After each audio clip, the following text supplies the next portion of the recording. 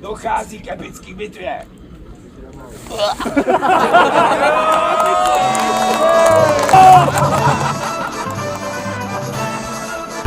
Buďte intenzivní, buďte impulzivní, děláme to pro sebe a všichni nakonec se obživnou.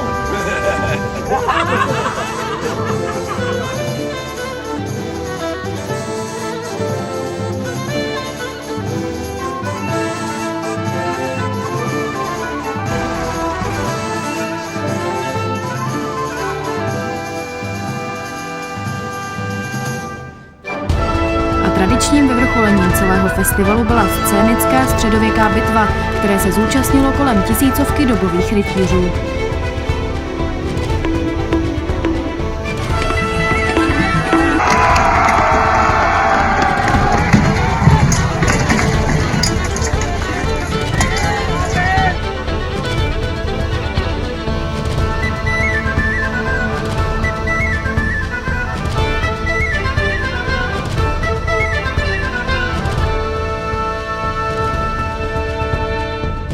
Přišli za mnou vikingové, vytáhli mě ze stanu a potom řekli, ty seš ten nejlepší, ty budeš náš král.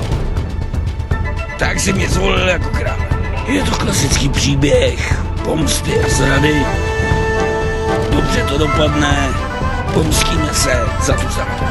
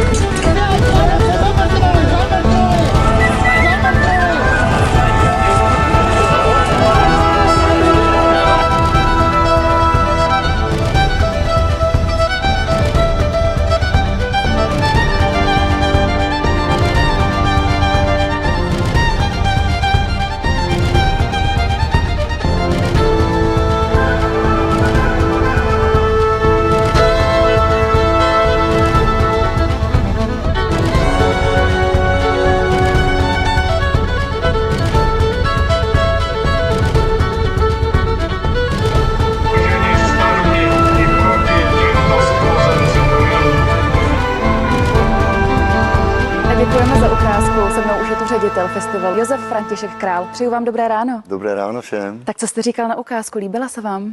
Líbila, samozřejmě líbila.